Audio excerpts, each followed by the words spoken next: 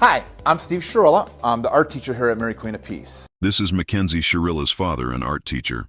While his daughter sits in prison for taking lives, he continues on as if nothing happened. And this dumbass wears a shirt in the documentary about the crash that literally says boom. Come on, Stephen, read the room.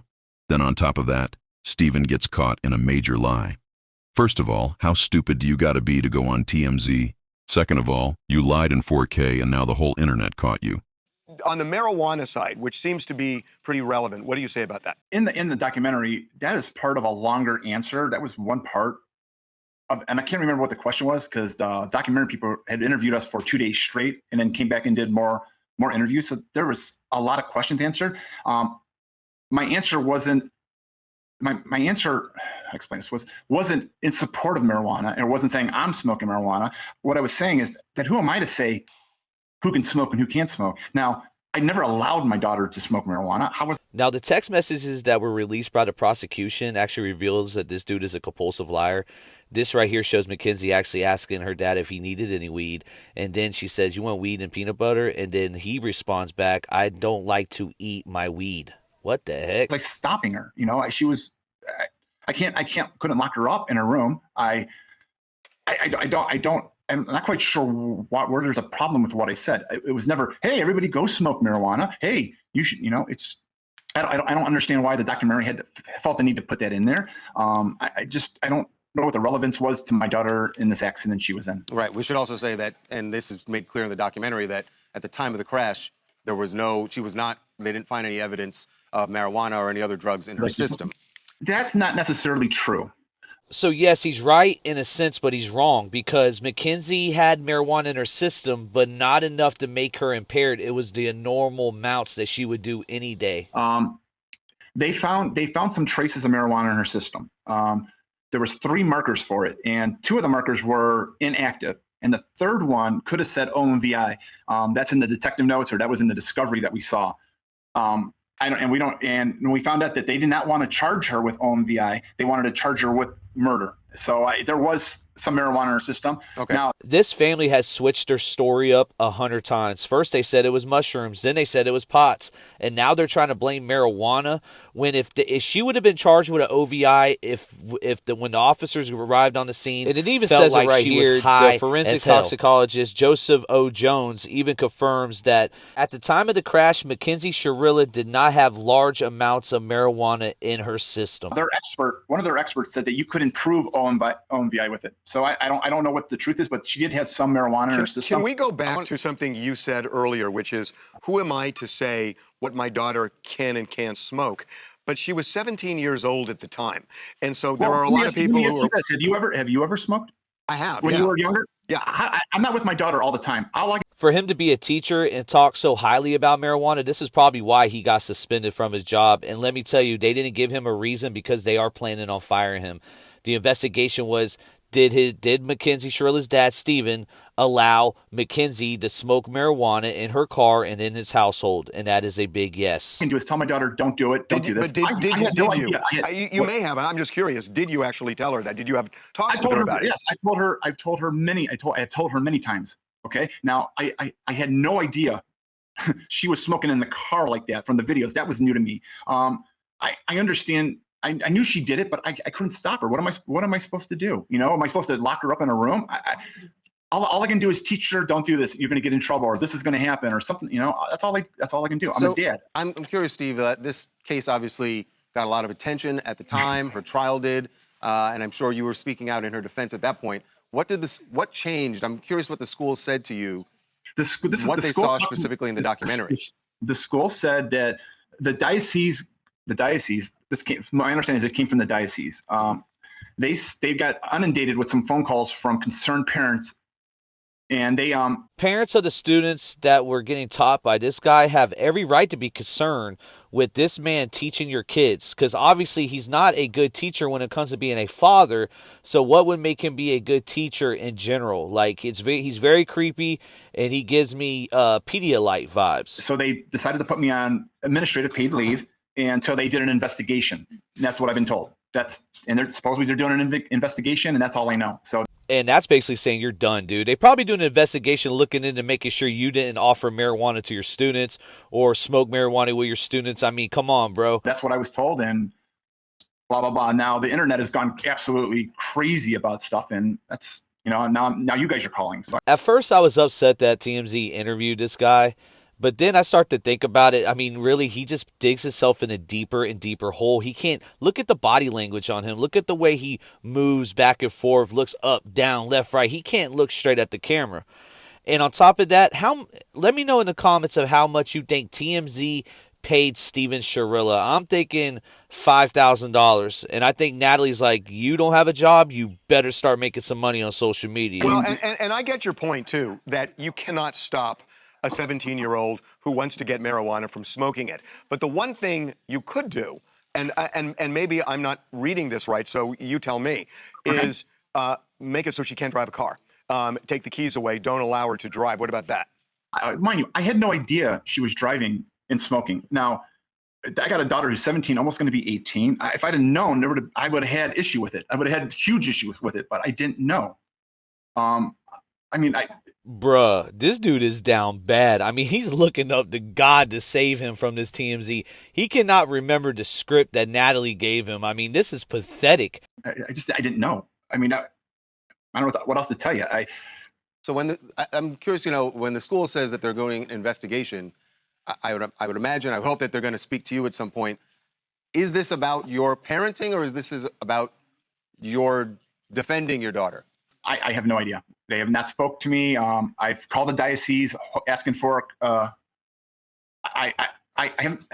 asked to have a conversation, but in theory, I would hope they would support me like I've supported that school for the past 7 years. I mean, I don't know why they didn't speak to me first or bring me in and have a conversation with me. So if you're suspended and you're not fired from your job yet, why would you go on TMZ? Because this definitely confirmed that you're fired, Steve. You're fired. You're fired. You're fired. You're fired.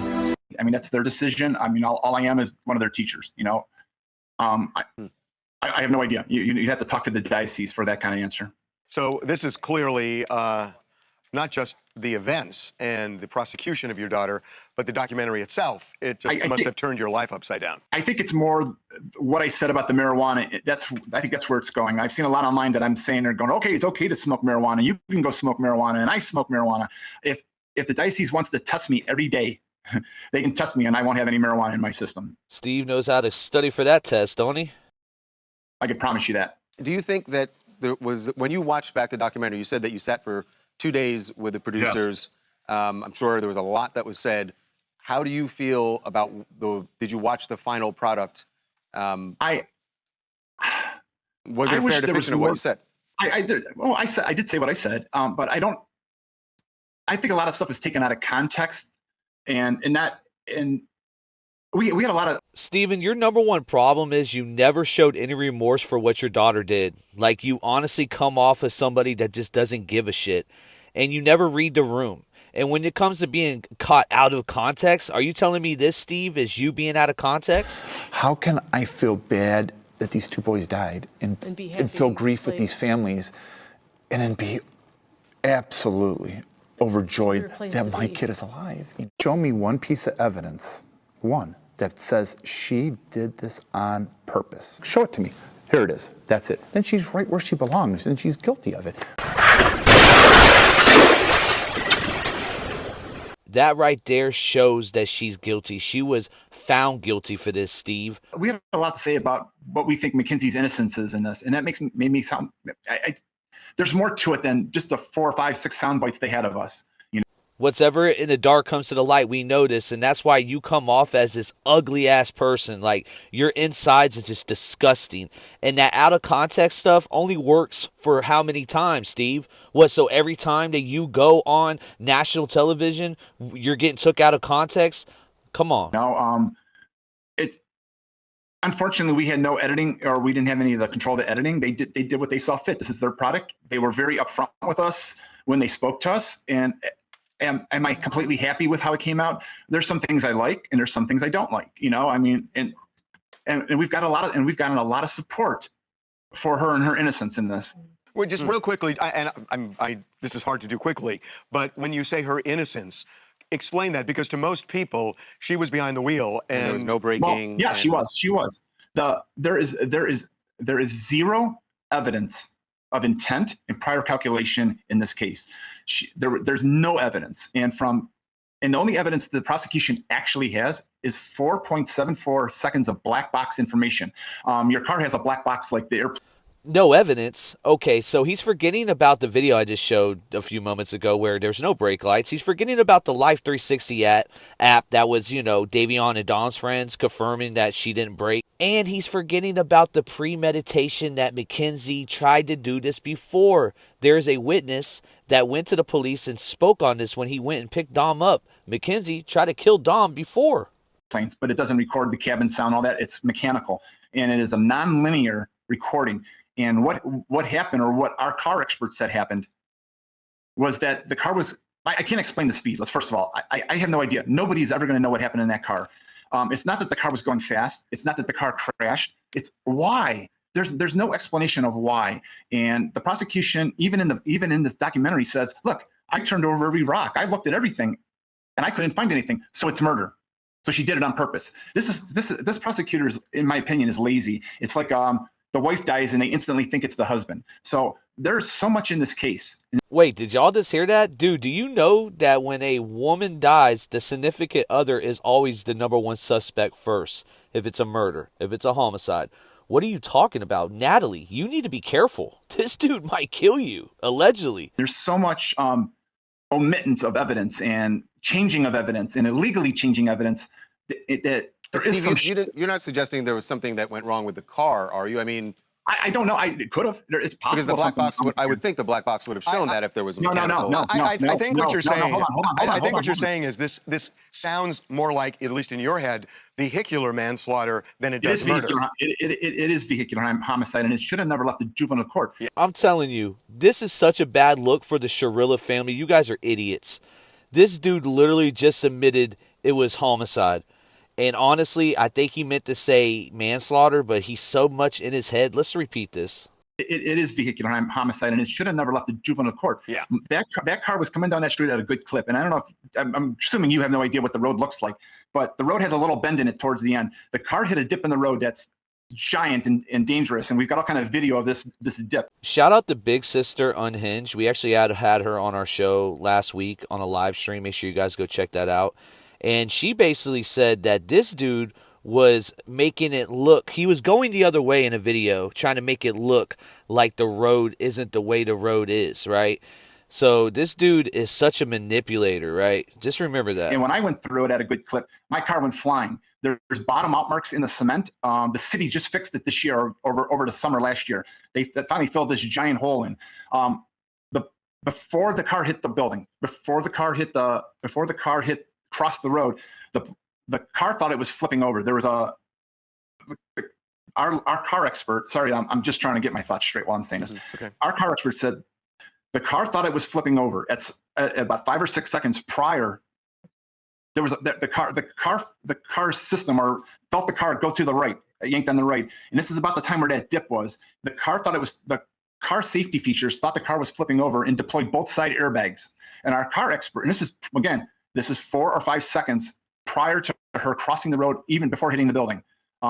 He said the black box turned on and started recording, which is nonlinear. So the prosecution has only 4.74 seconds of information from when the box turned on to the accident. They have no idea. This trial was 4 days, and this dude didn't learn nothing in that trial. I don't know where his head was, but let's fact check him real quick, right, guys? The car went from 96 miles per hour to up to 100 miles per hour before it hit that wall. No braking. 0.005 on the braking. Very light. Prosecutors say that is no braking. Absolutely no idea what that car was doing other than going fast, which is reckless, from when she turned on the road. So there's so much more to this than what the prosecution put forth. We have we have contradictory evidence about things that were said in the court.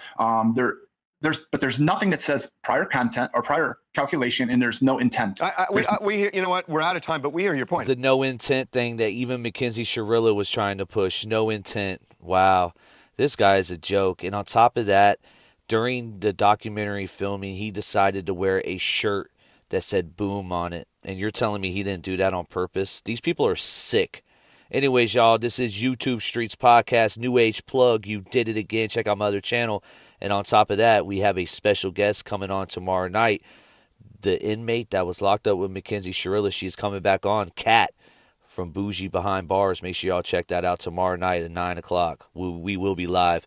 Thank you all for watching this if you got this far. Appreciate y'all. Have a great night. Rock, paper, scissors. She gon' make Kenzie look like a lizard. She's getting extorted, I seen the pictures. Your mom is your mom and not your sister. Yo, Natalie, fuck you, bitch. Yo, Kenzie, yeah, fuck you, bitch. If you driving, I ain't calling shotty. You get fucked by a fake dick and sucking on it sloppy. R.I.P. to D.D., Davion and Dominique. Motherfuck Natalie and yo fucking D.A.D. So-called dad, you supposed to raise that girl, you super sad. Beat your ass black and blue and now you look like Sadie Nash. Licking on that carpet and now her knees got a rash. You so itty-bitty, rather see J.D.'s titties. You gon' get out one day, probably when you 50. Tryna spell out the money, babe, like you fucking 50. This shit was premeditated, you done took the route. Your dad done failed everybody in that fucking house. You supposed to be a man, but your woman wear the pants. You're supposed to put your arms strong, and I ain't talking Lance. Your bad parents and made your kid turn to lesbian. She'll never have a kid, she'll never have a man. She's that hell on wheels, driving in that Hellcat. She got a new bitch, yeah, she look like Hellcat. She got so roughed up, yeah, she been to hell and back. I said eternity, Mackenzie, can you spell that? That car so fucked up, even Dub couldn't weld that. Davion's mom will fuck you up, yeah, she held back. R.I.P. to Dom, Mackenzie's getting the train ran on her.com. She was making money, had the world in a palm. Now she crying hysterically, just stay calm. You gon' have to eat they pussy all night long.